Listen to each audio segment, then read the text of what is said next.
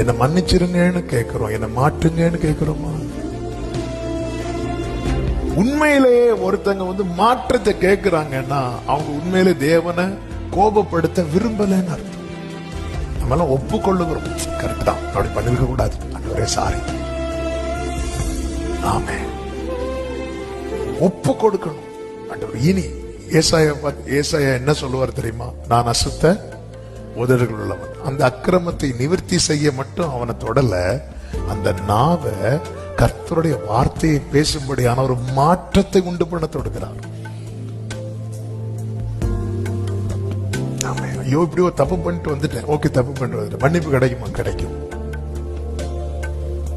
ஆண்டவர் என்ன சொல்லுவார்? இனி பாவம் செய்யாதே. இனி பாவம் செய்யாதேன்னு சொல்லி அந்த ஸ்திரீட்ட சொல்லிட்டு விட்டுட்டார். அவன் பார்த்தா இனி நான் பாவம் செய்யாம இருக்கணும்னு அவர் என்ன உருவாக்கணும். எங்க விழுந்தா தெரியுமா? பாதத்துல விழுந்தா.